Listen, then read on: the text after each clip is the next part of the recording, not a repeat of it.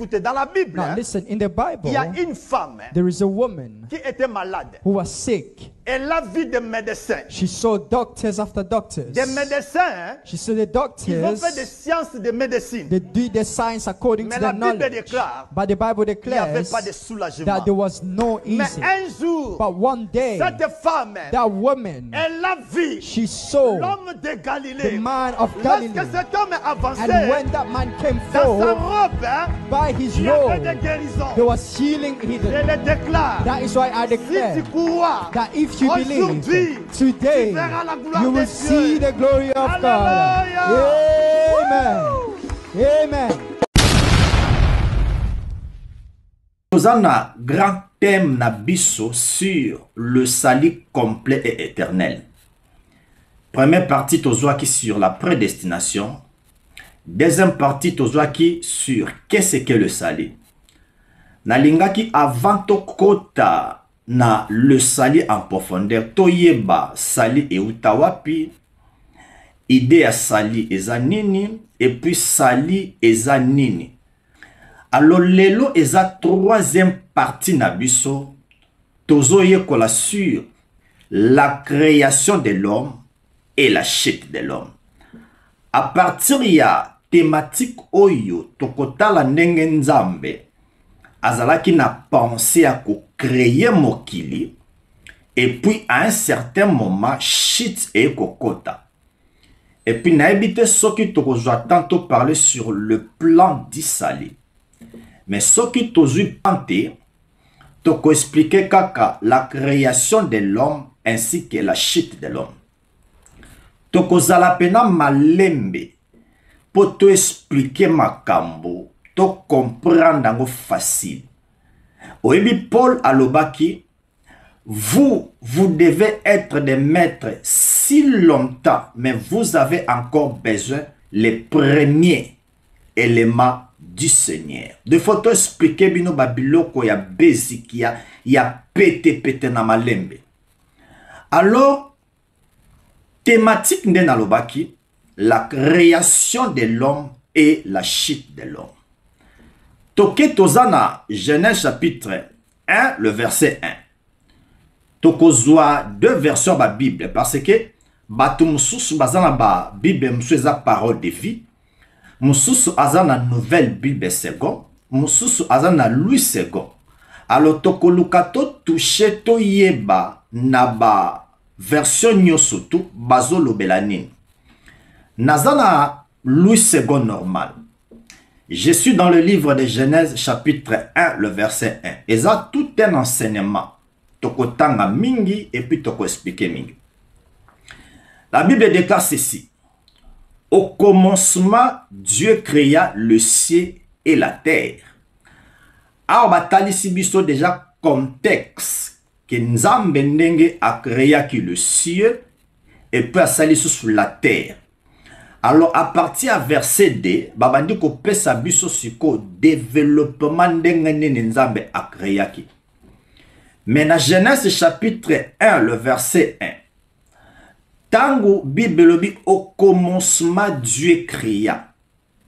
Le mot Dieu est en français. Mais na hébreu baloba ki Bereshit bara Elohim. Elohim est komamaka avec S à la fin. Pourquoi batiaka Elohim avec S à la fin? Parce que lorsque Dieu créait, Dieu y créait avec toute sa puissance. Écoutez-moi bien aimé. Lorsque Dieu créait, il n'y avait personne qui était aux alentours de Dieu. Ni à gauche, ni à droite, ni devant, ni derrière. Mutumoko zalaki pembe ni anzamba zalaki te. Sokozui Romains chapitre 11, le verset 34 jusqu'au 36e verset. Bibezo banabisoke, qui était le conseiller de Dieu? Dans Genèse chapitre 1, le verset 1, Dieu lorsqu'il créait, il était seul. Mais Dieu, il fait illustration na puissance naie, na autorité naie. Yango tozwa Jérémie chapitre 32 le verset 17. Tozo poser fondement pour nakotalisa. Lorsque Dieu dit, au commencement Dieu créa, le Dieu là c'est Elohim. Elohim en français c'est Dieu. Alors, na Dieu, il y a Genèse chapitre 1, le verset 1, Elohim bakomakamo avec S à la fin. Pourquoi batiakamo S à la fin? Parce que lorsque Dieu créait, il créait avec toute sa puissance. Nzambazala ki yemoko. Na hébreu, le mot un babenga kango hihad. Hihad et l'inkolobake, il y a un seul Dieu. Aux alentours de lui, il n'y a point d'autre Dieu. Personne n'est semblable à lui. Dieu n'avait pas créé un petit Dieu. Devant de lui, à côté de lui, il n'y a point d'autre Dieu. Lorsque Dieu déclare que Dieu créa, il était lui-même avec toute sa puissance. Alors, je suis dans le livre de Jérémie chapitre 32, verset 17. Poto appuyer thèse auto tikolobake, nzambe na ebandeli azalaki yemoko. Je lis la parole de Dieu. La Bible déclare ceci. Ô Seigneur éternel, voici tu as fait le ciel et la terre par ta grande puissance et par ton bras étendu, rien n'est étonnant de ta part. Na Jérémie tomoniki, Nzamba a inspiré Jérémie par rapport à Genèse chapitre 1, le verset 1. Elohim et Komamaka avec S à la fin. Alors, ndenge tolobaki, pourquoi avec S à la fin? Parce que lorsque Dieu créait avec toute sa puissance. Yango totangi na Jérémie, la Bible déclare que Dieu avait créé le ciel et la terre par ta grande puissance. Enseignement lelo, tozo parler la création et la chute de l'homme. Tozo kakana Genèse chapitre 1. Tant tolobi que Dieu avait créé toutes choses était seul. Ce qui otali Esaïe okomona a expliqué très bien. Esaïe chapitre 44 et puis Esaïe chapitre 45. Nzambe a expliqué très bien qu'il était seul.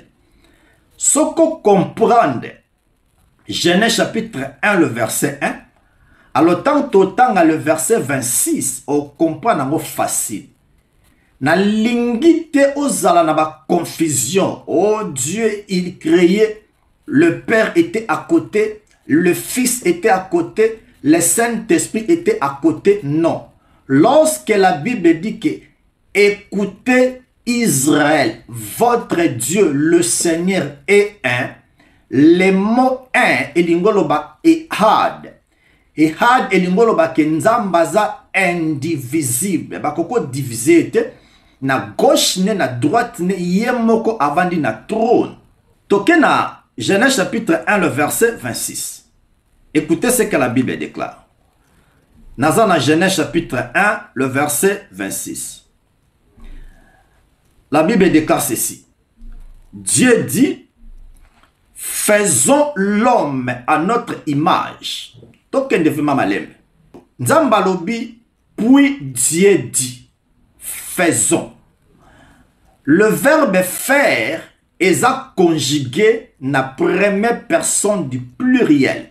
Nous faisons. Alors, soko tangi kaka, parti à liboso okolobake non, tu vois, nzambazala ki na batu, c'est pourquoi nzambalobi faisons. Mais ce qui tozongi na ebande, balobi puis Dieu dit, Dieu wana ezana singulier, ezana plurialité. Ce que zalaki na pluriel, netonga kolobaki, il y avait beaucoup de dieux. Mais la Bible déclare que Dieu dit, Dieu wana tozongi kaka na Genèse chapitre 1, le verset 1, Elohim, il créait avec toute sa puissance. Pourquoi nzambalobi faisons? Et ça question batu mingi ba se posaka. Parce que so tangi verset oyo okomonaka ke lokola nzambe a se limité kaka wana, Et puis Nzambe azalaki na bato. Écoutez. Parfois Nzambe a dépendaka na ba conjugaison na bisote. Parfois Nzambe a dépendaka na ba temps na bisote. Mais a utilisaka ba conjugaison na biso pona kolakisa biso makambo o salama et puis o ko salama. Et puis Nzambe a utilisaka temps pour atalisa biso que chaque chose a son temps. Mais Dieu, il ne dépend pas de nos conjugaisons. On appelle ce exemple. Jésus a ébissi Juif a ébissi avant que Abraham fît Jésus. En réalité, ce qui Jésus a respecté la conjugaison à l'ingé kolobake avant que Abraham fût jeté. Mais pourquoi Yesolobike que avant que Abraham fît je suis, donc à l'ingolobake azako dépendre na ba conjugaison na bisoté. Pourquoi Dieu dit que faisons? Premièrement, parce que Dieu, lorsqu'il créait avec toute sa puissance. Deuxième raison, pourquoi Dieu avait dit faisons? C'est très simple. Toke na livre Psaume. Dans le livre Psaume, chapitre 47, et enseignement moko, et sengen te expliquant malembe, pour ce qu'on comprendre, le reste de l'enseignement est facile. Dieu dit faisons. Nzamba azalaki ye moko, azalaki na batute à côté. Pourquoi Nzamba lobi faisons? Premièrement, Nzambe azako utiliser toute sa puissance pour créer le monde, le ciel, la terre. Deuxième raison, pourquoi Dieu utilisait toute sa puissance. Nazana Mukana na Psaume chapitre 47, le verset 2, soit le verset 3. La Bible déclare ceci. Car l'Éternel, le très haut et redoutable, il est un grand roi sur toute la terre. Nous disons Amen à l'écriture. Balobi na biso que Dieu est roi sur toute la terre. Yango tokotala exemple wana. Tant Nzamba délivré bana Israël baké epai ya Samuel ba ebise que non. Tozana besoin o établir biso roi moko physique. Samuel ake epa Nzambe a ebise que non bana Israël ba sengi to pesa bango roi. Écoutez la réponse de Dieu. A ebise bango lobi que Samuel pesa bango roi. Ce n'est pas toi au bazako rejeté, mais bazo rejeté nga nazarwa na bango pona régner na Israël. Alors roi nyoso tout tango azwaka décret na ye alobaka toujours na pluriel ya majesté. Alobaka nous. Na pes exemple facile. Biso toza en Angleterre. Ce qui roi a eu décision moko décret alobiki na lingina sala eloko moko na Angleterre ye mutu a eu décret wana décision ezaya ye signature ezaya mais tango roi akobima et pas ba peuple akoyebisa bango ke nous avons décidé azolo bango au nom ya royaume na ye azolo bango na pluriel ya majesté. Alors, pluriel ya majesté, ezalaka ozolo bango au nom ya batu ebele, mais en réalité, mutazo sala action eza mutumoko. Et puis mutazo qui décision ezaka mutumoko. Alors, dans Genèse chapitre 1, le verset 26, Nzambe tanga lobi faisons l'homme. Première raison, Dieu utilise toute sa puissance. Deuxième raison, Ezali, Dieu parle toujours dans le pluriel de majesté. N'appelle cet exemple. Toyebi David azalaki roi na Israël. Alors David asalaki erreur moko. Tozo exemple en 2 Samuel. 2 Samuel chapitre 24 verset 14. Pourquoi nous avons exemple oh? David azalaki roi.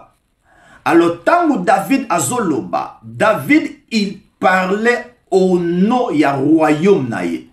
Mais moutazo la décision eza David. Paul a biso, la nature eza quoi enseigner bino. Il y a d'autres choses que Nzambe a inspiré kabiso na nature.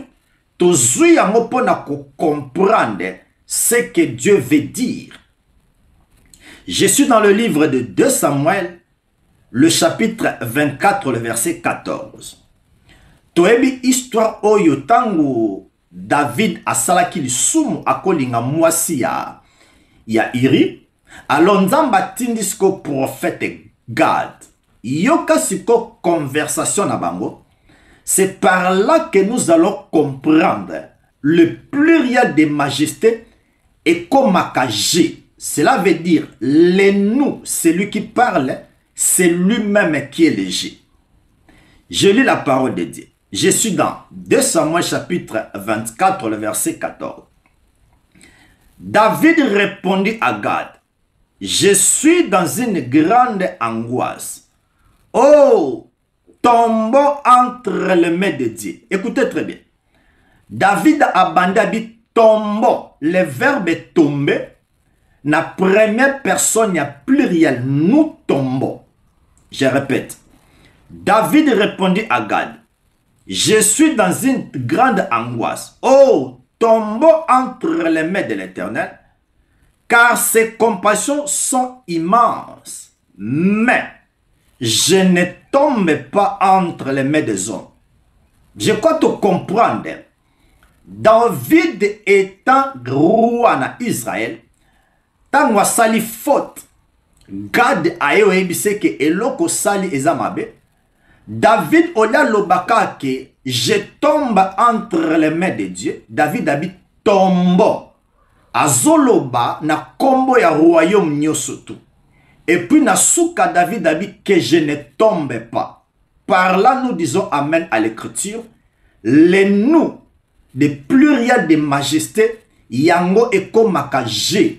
Mais les je wana yemto sala action. Mais tant azoloba on a combo ya batunyo surtout azako utiliser les nous. Mais celui qui fait l'action aza mutumoko. Ndenge moko na Genèse chapitre 1 le verset 26. Lorsque Dieu dit faisons, ezaka kanzambe yemoko. Azana batu mususu te. Tokoya kozua conclusion nango na verset 27. La Bible déclare que Dieu créa l'homme à son image. Et puis babandi sikoyo na pronom personnel il les créa à l'image de Dieu. Donc tu comprends na linga ki to vanda to comprendre que les nous ya majesté yango ekomaka je. Les nous ekomaka moi. Les nous ekomaka il. Dans Genèse 1, le verset 26, les nous, et comme la biso il, nous alobi faisons, mais dans verset 27, balobi que il les créa. Donc ça veut dire que mutumoko a sali action. Tozon dans verset 26. Na lingina bimisa la bonté de Dieu, l'amour de Dieu. O senga nzambe bénédiction te, mais nzambe ava a créé yo. À Pambola déjà. Dieu dit dans Genèse chapitre 1 verset 26, faisons l'homme. Dans verset 26, ça n'a rien à voir avec Adam physique. Je le répète, dans Genèse chapitre 1 le verset 26, Nzambazo créé Adam te non. Mais Dieu est en train de créer un homme spirituel. Awa nazolo bangona lui second normal. Mais dans le baki na bimisa la bonté de Dieu. Notre Dieu est merveilleux. Ah, j'aime notre Dieu qui est Jésus-Christ. Dans Genèse 1 verset 26, Nzambe aebaki ke nyoka akuya. Nzambe a doté na pouvoir na autorité avant même nyoka aya Nzamba vandi. C'est pourquoi tant problème e yaka, Nzamba sa pesa ki yo nanga pouvoir. Nzamba okita lisusu te. Totanga versant. Puis Dieu dit, faisons l'homme à notre image, selon notre ressemblance, qu'il domine sur le poisson de la mer, sur les oiseaux du ciel, sur le bétail, sur toute la terre, et sur tous les reptiles qui rampent sur la terre.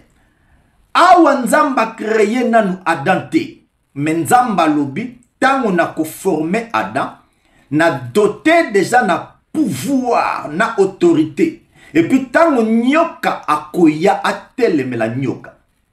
Première création, c'est la création de l'homme spirituel. Dans Genèse chapitre 1, le verset 26, Nzambazo créé un homme spirituel, non Adam. Alors lorsque Dieu crée un homme spirituel, n'a pensé à Nzambe, n'a plat à Nzambe. Maintenant, Dieu dans cet homme spirituel, Nzambe azo créé mokili mobimba, l'humanité tout entière, ozala pembe, ozala mwindu. Dans Genèse chapitre 1, le verset 26, Nzambe azo créé un homme invisible spirituel.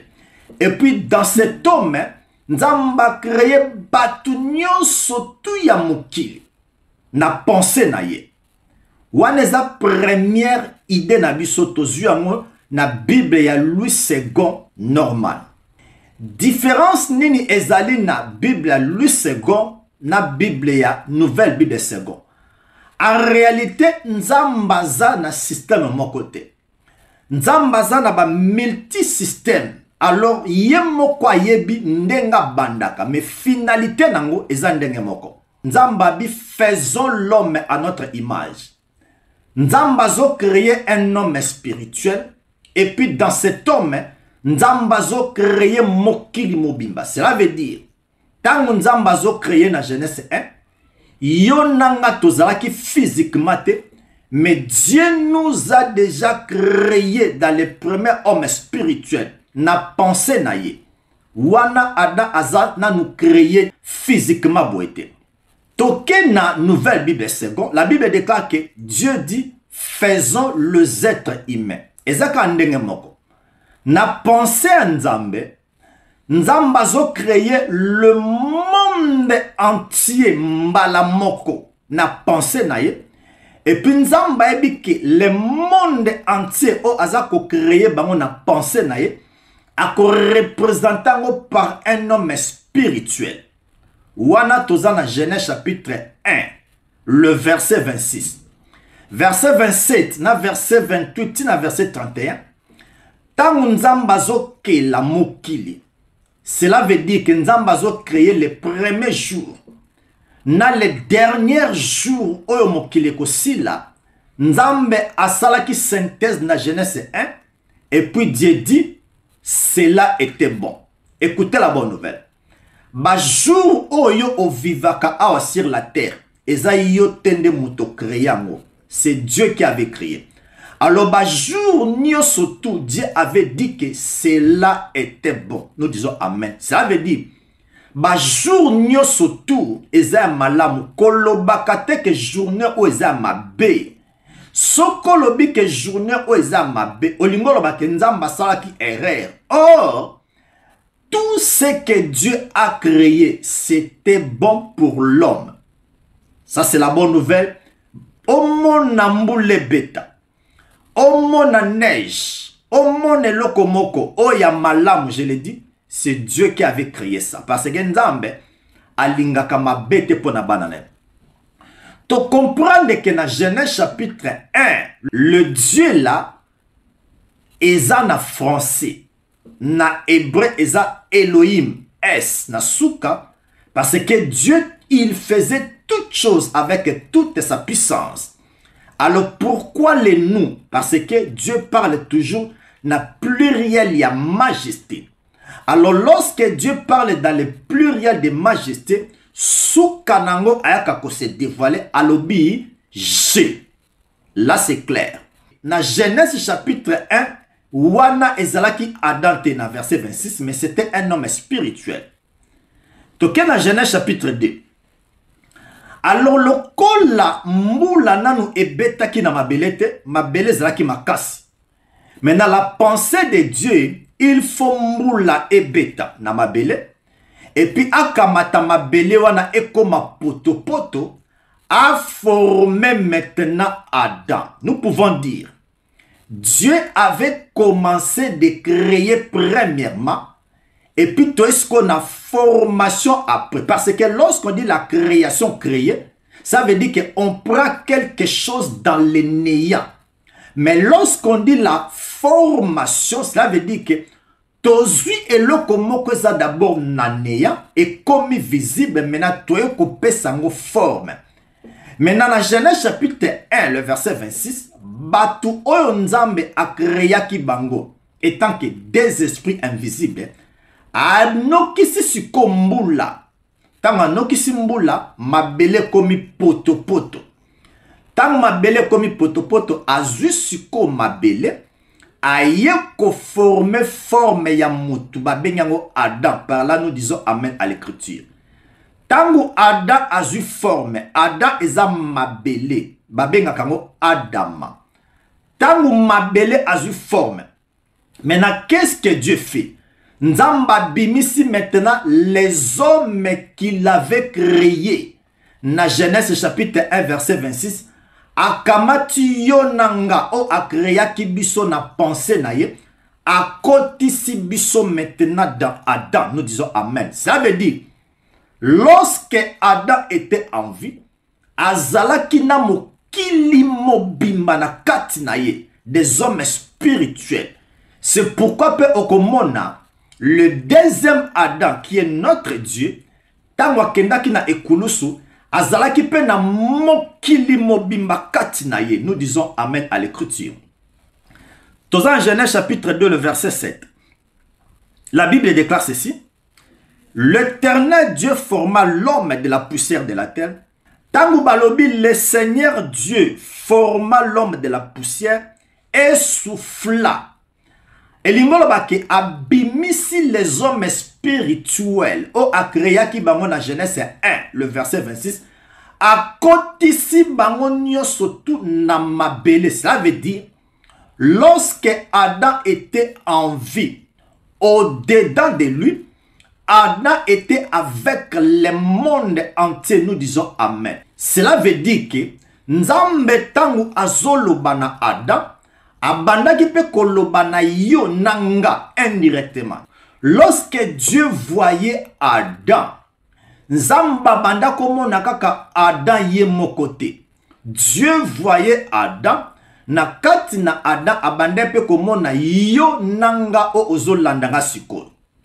Maintenant, qu'est-ce que Dieu fait? Tozo kende malem. Tokena verset 15. Il y a Genèse chapitre 2 place tozali. La Bible déclare ceci: l'Éternel Dieu prit l'homme. Tango azui Adam, akamati yo nanga otozalaki dans Adam, amemi biso na kati ya jardin d'Eden. Yango, jardin d'Eden eza image ya en Christ. Joie, bonheur, nyoso te ezaki kuna. Maintenant, tango Nzambe atie Adam na kati ya jardin d'Eden, yo nanga tozalaki na Adam, Nzamba tie biswana. Nzamba ebisi Adam bi, na tie yo na kati ya jardin pour o cultiver et o garder jardin. Maintenant, écoutez une seule loi. Yango moni toloba ke muta koko zala sauver jamais par le zèvre. O sala bolamu nyoso tu, o pesa mbongo, tu pourras jamais être sauvé par le zèvre. Nzamba pesa Adam kaka lua moko. Mais Adam a komaki coupable. Question non posée yo. Si Adam il avait reçu seulement une seule loi, mais Azala qui sauvé, à combien de plus fortes raisons yonanga to péchaka chaque jour? Comment nous serons sauvés? Point d'interrogation. Si ce n'est que la grâce de Dieu. Nous disons amen. Nzamba ebisi Adam. Alors bi Adam. Okolia bambuma nyoso tout. Cela veut dire yonanga. Mais l'arbre de la connaissance du bien et du mal, Les jours que tu vas la manger, tu mourras. Dieu, lorsqu'il dit un mot est comme une loi, parce qu'il est un roi. Lorsqu'un roi dit malobana est comme une loi, il fait ça. Alors nous connaissons l'histoire. Tant que le serpent aillé, il fallait Adam à résister selon Genèse chapitre 1, le verset 26. Tant que nyoka ayaki, nzamba kokaki kokitate. Pourquoi? Parce que nzamba sa pesaki Adam pouvoir, autorité. Écoutez bien aimé dans le Seigneur. Na problème na yo kolobakate ke nzamba ko telema akokita. Non, nzamba telema okitate. Nzamba peso déjà pouvoir na autorité. Et loko nyonso tout ekoya ozana pouvoir, autorité ya ko chasser ango, soit tu as ko résister ango. Maintenant lorsque Adam a péchaki, nzamba zo mona kaka Adam te. Mais Nzambe azomona yo nanga que nous étions dans Adam to péchaki. Alors comme Dieu est derrière sa parole, Nzamba lobaki ke le jour où tu mangeras l'arbre de la connaissance du bien et du mal, les jours là tu vas mourir. Mais nous connaissons que Adam a koufaki physiquement. Mais maloba Nzambe e kokisamaki, Adam était bel et bien mort. La mort là, on appelle ça la mort spirituelle. On appelle ça la mort éternelle. Ça veut dire que Dieu s'était séparé d'Adam. Alors lorsque la présence de Dieu avait quitté Adam, il y a un mort spirituel. Mutunio sotu oyo azamwana nzambete. Aza mort spirituel.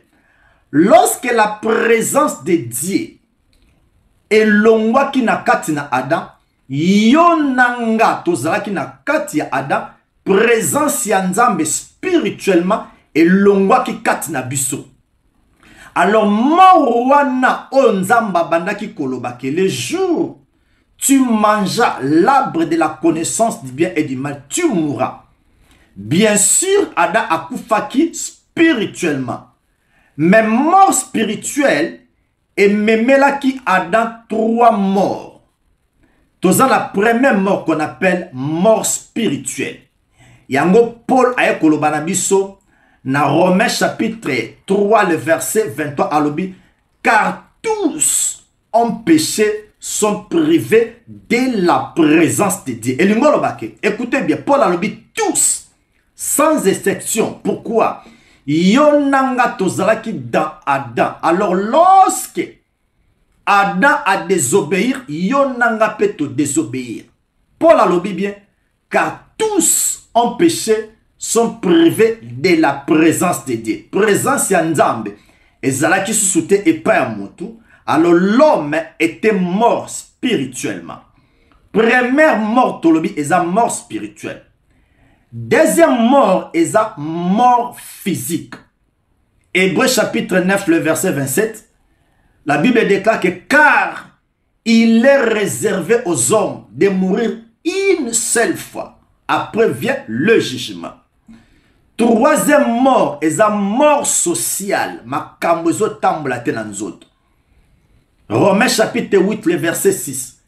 Car l'affection de la chair produit la mort. Et puis mort ya soukato bengango seconde mort. Ça veut dire l'enfer. Wanezana Apocalypse chapitre 20, les versets 12 à 14. Na mort onzamba lobaki na Genèse chapitre 2, le verset 15 à 17.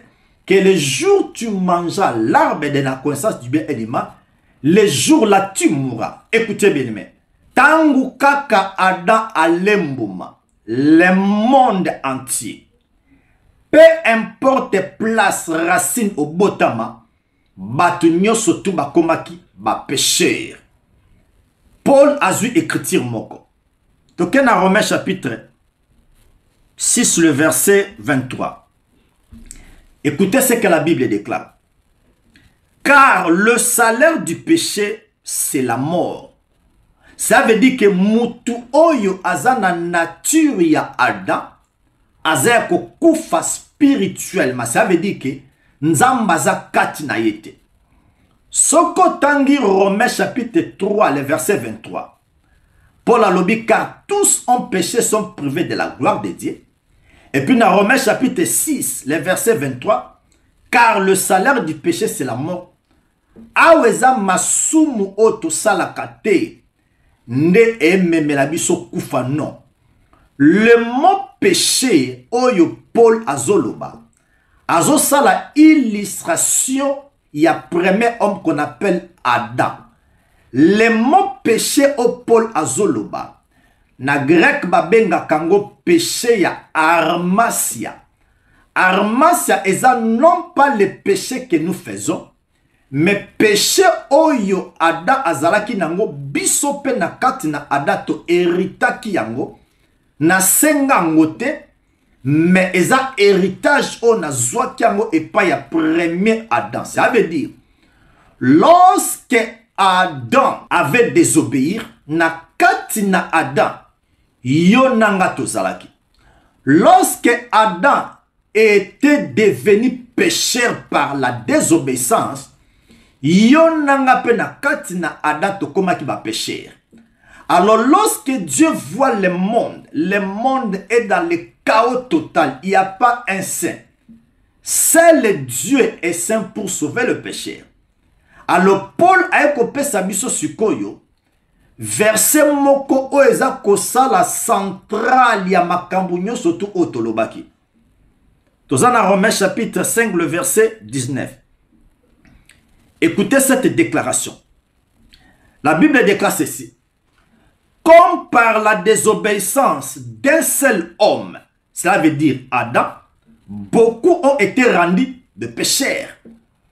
Les soum au salaka chaque jour et comme ça ko pécheur. Mais nature ya première Adam, le péché armasia, o yonanga to botamanango, yango to komaka ba pécheur. Alors, moutounyo surtout au aza pécheur, aza privé na gloire ya nzambe, aza privé na présence ya nzambe. Si ko po présence ya nzambe azonga kati na moto, il faut maintenant la croix, la bonne nouvelle. Alors, nzambe tango Adam a péché, nzambe a révélé et pas Paul. Na verset à Romains chapitre 5 le verset 19. Tozana condamnation et puis tozana libération. Tozana jugement et puis tozana acquittation. Tozana premier Adam, tozana deuxième Adam. Tozana loi, tozana grâce, tozana ancien testament, tozana nouveau testament, tozana ancienne alliance, tozana maintenant na nouvelle alliance. Toza na ombre, mais toza sikope na réalité. Nous disons Amen. Nazo relire Romains chapitre 5, le verset 19. Total et lokomorezana. Comme par la désobéissance d'un seul homme, beaucoup ont été rendus de pécheurs. Bâti virgule. De même, par wana et memi bisona et koulous. Ça veut dire que par esa préposition. Et si Kamutu alekeli. Alors, Jésus-Christ était passé par la croix pour Akufa. Les sumu ezala détruit. Alors, tango Akufa, tango Akosekwa, le salut est devenu complet. Alors, celui qui va croire, maintenant, à comme juste, mais ce qu'on va centraliser dans le Bible. De même par l'obéissance d'un seul homme. Bien aimé, écoutez. J'aime la bonne nouvelle. Babandi, comme par la désobéissance d'un seul. Donc, Balobi, un seul avait désobéi. Nasuka babi que un seul, il avait obéi. Donc, tozana désobéissance, na obéissance. Dans la loi, dans l'Ancien Testament, il y avait le premier Adam qui avait désobéi. Batouba koma ki ba pécheur. Dans la nouvelle alliance, il y a le deuxième Adam. Lui, il avait obéi. Et puis, Batusiko, Bakoko, Mabajiste. De même, par l'obéissance d'un seul, beaucoup seront rendus justes. C'est pourquoi la Bible déclare, tel est les terrestres, tels sont aussi les terrestres. Tel est les célestes, tels aussi sont les célestes. Ça veut dire, ndenge Adam a désobéissaki, batubakoma ki ba pécheur. De même aussi, par l'obéissance de Jésus-Christ, beaucoup seront des justes. Nous disons Amen. Na contexte oyo, to comme on a déjà plein ya sali, que dans l'ancien temps, batu bazala ki ba pécheur. Na ça la différence moko. Et ça la différence entre pécheur na païen. Pécheur eza mutunyo surtout o abotama na nature ya Adam a pécheur. Aza privé na présence ya Nzambe. Mais païen eza mutu o azo vivre en dehors ya camp juif. Donc un païen aza mutu o aza libanda ya peuple juif. Entre juif na païen bango nyonso tu baza ba pécheur. Mais un verset moko totanga kango mingi. Oyoka mutolobi ko non, il n'y a même pas un seul juste. Tozwa kango na Romains chapitre 3 le verset 9. Natangango. Doto ba dans le verset 10. Soit doto sauter 9 toi na 10. Balobi. Selon qu'il est écrit, il n'y a point de juste. Nabi verso batu mingi bazwa kango. Oh non, moni, il n'y a même pas un seul juste. Batu mingi pe ba yembango. Bien aimé, la Bible, il faut pas expliquer yango. Bible tozwa kango lokola journal simple te. Sokozu Bible lokola journal simple obimi selon la volonté de Dieu. Et puis Bible to explique kango te nazui la rousse na bandi ko expliquer makamanzambe. Non. La Bible est codée. Nous devons décoder la Bible par la Bible elle-même. N'appelle cet exemple. Yeswalobi, si tu vois ton œil droite, c'est une occasion de chute, arrache-le. Tangu Yeswalobi, si tu vois ton œil droite, c'est une occasion de chute, arrache-le. Cela veut dire que nous devons expliquer les mots. Ndenge nzamba lobi, l'œil signifie quoi? C'est dans la Bible. Et puis, sokotali contexte nango, ça n'a rien à voir na lisumu, parce que nzoto oyo ekota lola te. Alors soki na kata nzoto nanga pona kota lola, eza contexte wana te. Donc tango Yesu abi, si tu vois ton œil droite, c'est une occasion de chute, arrache-le. L'explication c'est dans la Bible. N'appelle ça exemple mususu. Paul alobi que un peu de levain fait gonfler la pâte. Est-ce que eza pâte physique oba mama basaka mikate? Non, bien aimé. Nous devons expliquer la Bible. La Bible est codée. Nous devons décoder la Bible par la Bible. Alors, dans Romains chapitre 3, le verset 10, selon qu'il est écrit, il y a point de juste, même un seul.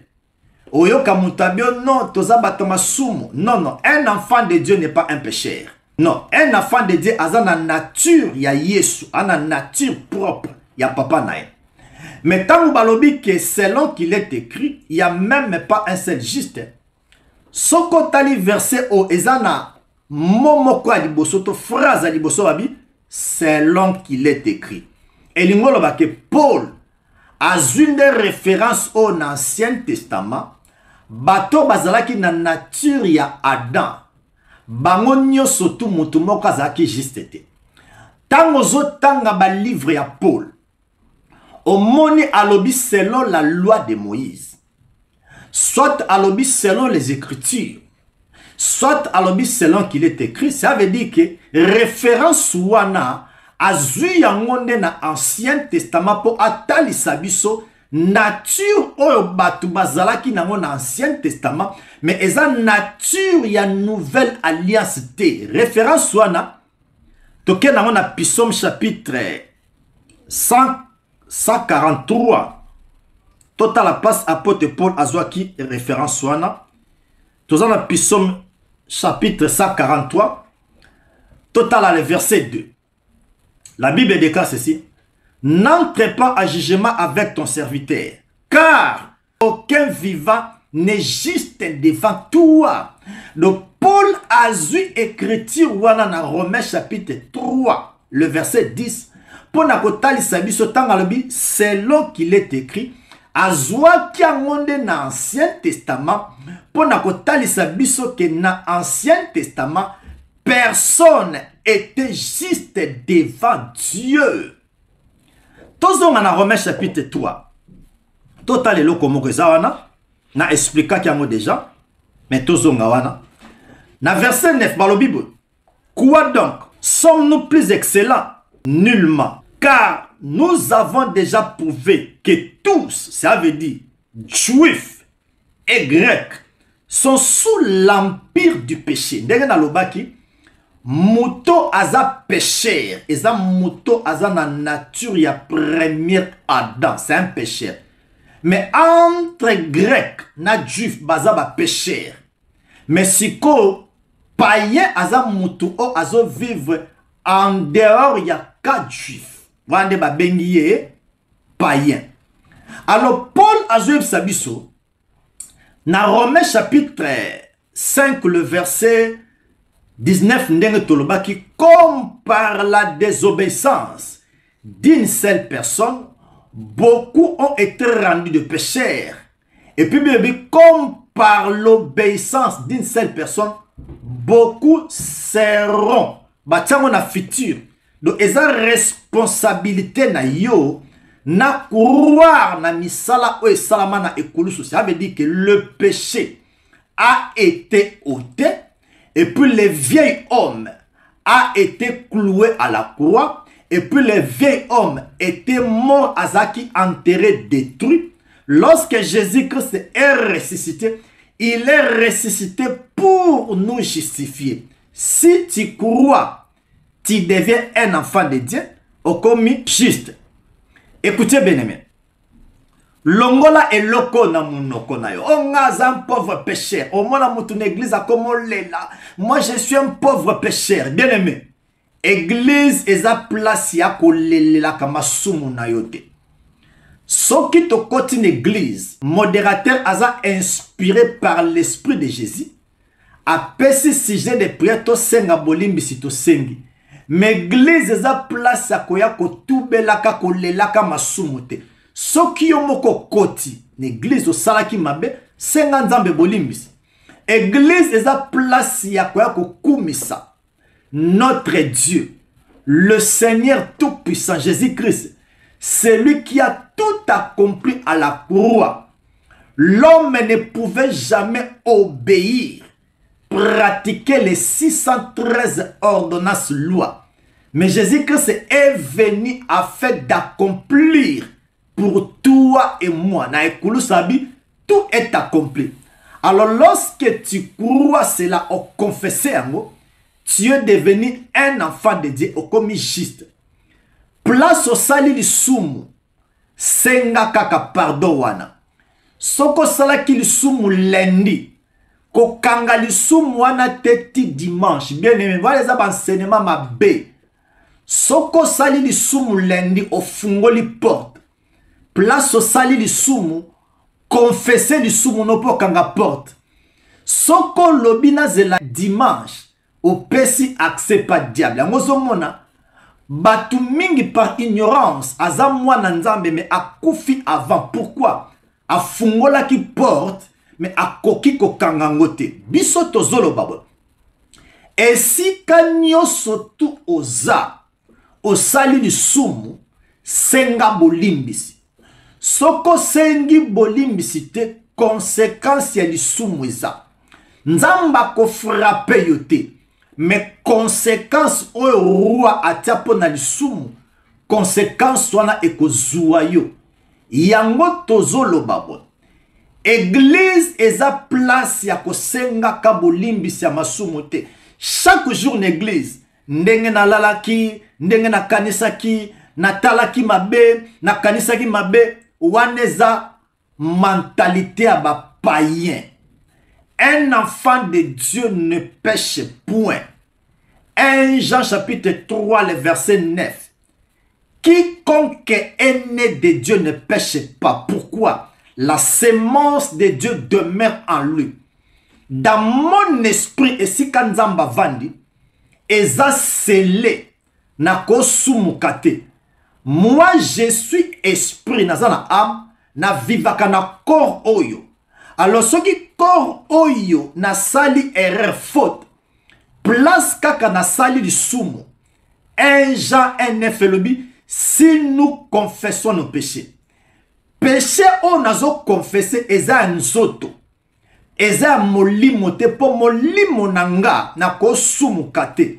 Parce que nzamba vandi wana. Soki na sumuki, elinkolo ba ke nzambe pas sumuki. Alors Dieu ne peut pas pécher parce que c'est lui qui est saint. Mais soki na fingaki, na ibaki, na salaki mabe, please bien aimé. Place kaka osali masumu. Fukama. Lobanzambe lembisanga o continuer vie chrétienne. Soke sali ke o koti dimanche d'église. Yo moko sali li sumu na porte o sengi. Mais ko kanga li sumu na yote. O sumu ki jeudi. Na ozelaka kilt dimanche na kende. Waneza mentalité ya place to uta. No dimanche no kende pe église. Na komo tubela masumu nanga. O sali li sumu lundi. Na wana ko sali sumu. Po o kanga porte. O confesse nzambe. Na salaki mabe limbisanga. Mardi peso o salaki o sengi bo limbis. Mais écoutez. Eko ma monotonité. Parce que lorsque nous sommes sauvés, l'esprit de Jésus a pesabiso pouvoir yako dominer sur le corps. Alors, nenge na loba ki na Romains chapitre 5, le verset 19. Comme par la désobéissance d'une seule personne, beaucoup ont été rendus de pécheurs. Mais par l'obéissance d'une seule personne, beaucoup seront justes. Tozo chite to lo babo. Mutunio sotu o aza mwana nzambe. O pesa vie na yo et pas Jésus. Je le déclare. Oza saint. Oza sans tâche. Oza ndenge nzambaza. Oza juste. Tu n'es pas un pécheur. Un pécheur eza muto aza na nature ya première Adam. Nde babenga ke pécheur. Mais un enfant de Dieu, c'est injuste. Voici la bonne nouvelle. Pour tous ceux qui ont déjà cru à l'homme de Galilée, ils ont fait ce qu'on appelle la confession de la foi. Voici la bonne nouvelle. Tu es comme Dieu. Et la Bible déclare, tel il est, tel que nous sommes, où dans ce monde. Ngana tout à katolo. En moi, l'homme spirituel qui est moi, je suis saint, sans tâche, sans défaut. Maintenant, koko sala erreur na nzoto oyo. C'est pourquoi nzoto oyo, babenga kango eza nzoto moko mortel. Nazoze la nzoto o eza immortel na lata pona mata. Le même esprit o nazalango, yango na komata nango na jour enlèvement. Mais corps oyo, et comme matate. Pourquoi? Eza corps moko eza corrompu, eza mortel. Je suis dans Romains chapitre 5, le verset 8. La Bible déclare, mais Dieu prouve son amour envers nous en ce que lorsque nous étions encore des pécheurs, Christ est mort pour nous. Nous disons Amen, Amen, Amen. Ça, c'est l'identité d'un enfant de Dieu. J'étais pécheur. Ce que tali verset eza conjugué na passé. Lorsque nous étions, ezaneti mwasi ou azaki célibataire, a commis marié, c'est que lorsque tu étais encore célibataire, mais maintenant tu es marié, mais au komona, mutubazolo baneke, tu es un pauvre pécheur, andimi yango. Au moins la mutarati costume na cravate. Mais la Bible déclare que lorsque nous étions encore de pécheurs. Gaza pécheur. Je suis saint, nazana identité, il y a papa langai. Donc, le nom d'Alinga qui parlait sur la création de l'homme ainsi que la chute de l'homme. Tu comprends que, dans Genèse chapitre 1, le verset 1, le mot Dieu est en français, na hébreu babenyango Elohim, Elohim avec S à la fin. Pourquoi S à la fin? Et lorsque Dieu y créait, il créait avec toute sa puissance. Nous disons Amen. Tout temps qui Jérémie. Alors, tu es qu'on a Genèse chapitre 1, le verset 26. Pourquoi faisons? Nenge que Nzambe a utilisé pouvoir na autorité. Deuxième raison, tu peux savoir pourquoi Nzambe a dit faisons. Parce que lorsque Dieu fait, il utilisera toujours le pluriel de majesté. Azoloba nous. Mais les nous est comme moi, les nous est comme je, les nous est comme il. Alors Dieu étant qu'il est le roi des rois, lorsque Azoloba nous, en réalité c'est le jeu mouton à la action. N'appelle ça qui exemple ya bisoba tout en Angleterre, tant le roi sali décret yemo quoi signé, mais tant ako bima devant le peuple à koloba que nous avons décidé. Tozwa ki exemple ana epa ya David. David tama sali soum nzamba tindi God akende pa na ye. David abandi habite tombe entre les mains de Dieu. Et puis aye koloba que je ne tombe. Tu comprends que le nous est comme maka J. Alors nzambe tangu tu es dans Genèse chapitre 1 verset 26. Nzamba lobi faisons l'homme. Wana nzamba zo sala adante. Mais Nzambazo créé un homme spirituel. Et dans cet homme, Nzambazo créé Mokili Mobimba na Mutuana. Dans Genèse chapitre 2, le verset 7, Nzambazu Mabele a formé Mabele qu'on appelle Adama. A bimisi le monde entier au a créé qui dans Genèse 1, verset 26, à côté si na Mabele. A tie siko Adam na kati ya jardin d'Eden, yonanga pe tozalaki na kati ya jardin d'Eden.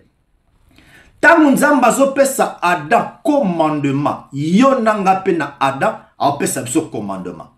Tangu Adam a désobéir, Nzamba lobaki soko lembu mokufa. Alors kufa wana etouché kaka Adam te mais etoucha ki yonanga tozaki na kati ya Adam. Tolobi que mort o Nzamba bandaki koloba c'était la mort spirituelle. Ça veut dire que la séparation de Dieu dans l'homme. Nzamba longoli molimone. Alors, mort wana tolobi ango et memeli biso 3 morts. Mort ya liboso eza mort physique, mort ya mibale eza mort sociale, et puis mort ya suka tobenyango eza la seconde mort wana eza l'enfer. Alors, tangu Adam a désobéi, ça qui Paul a eu révélation alobi na biso, car tous ont péché. Écoutez bien, abi car tous sans exception, car tous ont péché, sont privés de la gloire de Dieu. Ça veut dire que présence yanzambe et pas moutunyo, surtout même yo botama lelo lobi, ozana présence nzambe. Et puis Paul a lobi, le salaire du péché, c'est la mort. Ça veut dire nature ozanango, ozana nzambe te katinayo. Alors lorsque Adam, premier homme, il avait désobéi, le monde était devenu de pécheurs. Tu le dis que le soum au sala est comme il s'appelle pécheur. Mais nature ya Adam, nature adamique, yango mute comme il s'appelle pécheur. C'est la raison pour laquelle Romains chapitre 5 verset 19 dit, comme par la désobéissance d'un seul, écoutez, d'un seul, beaucoup ont été devenus de pécheurs. Comme par l'obéissance d'un seul, beaucoup seront rendus justes. Yonanga, otopesa vie et pas Yesu, tozaba pécheur te. Nous sommes des justes. Tu es que ça que la Bible déclare que Dieu prouve son amour envers nous. Lorsque nous étions encore des pécheurs, Christ était mort pour nous. Nous disons Amen. Je crois que linga qui t'a touché écriture wana, nature ya Adam place et wuta. Et puis nature ya Adam et lokonini et memela mokil. Ko sala bolamu o koma juste te. kosala bolamu ekomisa mwana nzambe te. Même oza mwana pasteur, même oza mwasi ya pasteur, même okendaka église, l'église ne sauve pas. C'est la confession de la foi nde ekomisaka biso bana nzambe. Peu importe ce que nous faisons comme des lois, nous ne pouvons jamais être sauvés par les œuvres que nous faisons. Adam tangu asumukaki, alingaki a se justifier, azuba fait yemoko amizipiki. Nzamba lobi non, tu pourras jamais être sauvé par les œuvres. Nzamba nyama. Pour la première fois, Dieu tue l'agneau pour que la rédemption va venir par la mort expiatoire. Nzamba bomi nyama. Azupo ya nyamana alati simbala moko Adam. Ils ont représenté biso l'agneau, Jésus-Christ qui est sans tache. Alors ndenge Adam, Nzambe azipika qui est le pot de l'animal. Paul a eu révélation à que nous devons nous revêtir Christ. Nous disons Amen.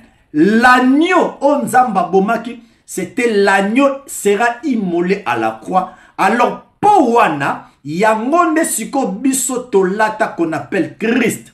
L'homme ne pourra jamais être sauvé par ce que l'homme fait. Mais nous sommes sauvés par un don, un cadeau. C'est pourquoi la Bible déclare, c'est par la grâce que nous sommes sauvés au moyen de la foi. Et cela ne vient pas de nous, c'est un cadeau. Nous disons Amen. Écoutez bien aimé. Komita la ka oza mwana nzambe na nsotote. Dieu est esprit. Premièrement, ce que Dieu fait ça dans ton esprit. Oza mwana nzambe na esprit na yo. Oza béni na esprit na yo.